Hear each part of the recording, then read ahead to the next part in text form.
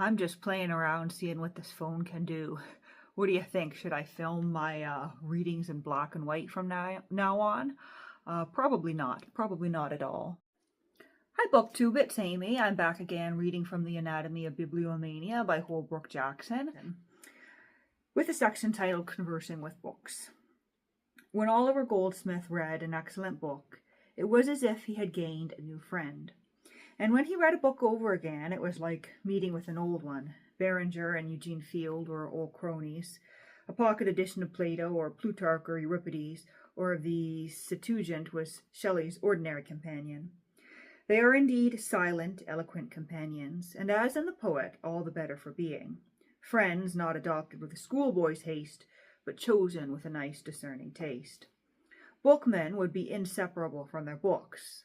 Walter Scott was Corey's lost childhood, his first great friend. I long for him, he said, and hate the death that parts us. Petrarch was desolate when he removed from his comrade books.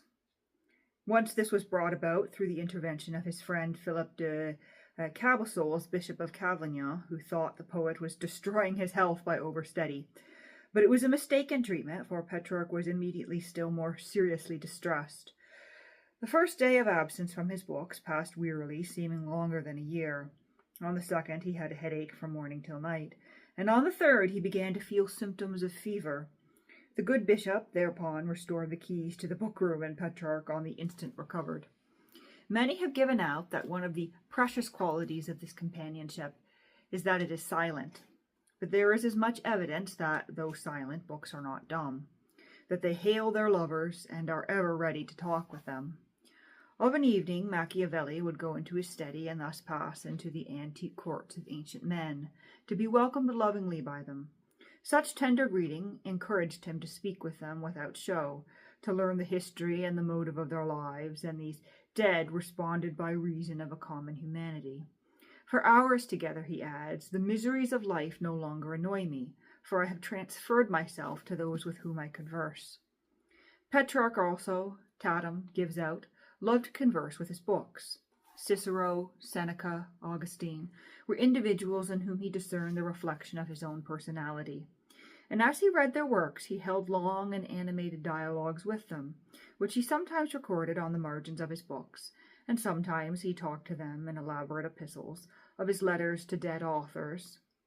So also, as John Fletcher relates it, the place that does not contain my books, the best companions, is to me a glorious court, wherein he conversed with the sages and philosophers of olden days. For Robert Southey, my never-failing friends are they, with whom I converse day by day. Cowley advertises that this is the best and noblest conversation, and when old age comes, books are still willing to talk with us. I have one more reason for reading, said Dr. Johnson, that time has, by taking away my companions, left me less opportunity for conversation, and thus our greatest talker found peace when he could no longer talk with his mortal peers. And that is the end of that section, Conversing with Books. The next one will be titled Friends That Change Not Yet Are Ever New. Friends that change not yet are ever new. Interesting turn of phrase there. And that will be quite a long one. I think we're stretching into the end of part 5, upwards of 6 or 7 pages there, which will take us to the end of part 5. But that is all for today's reading.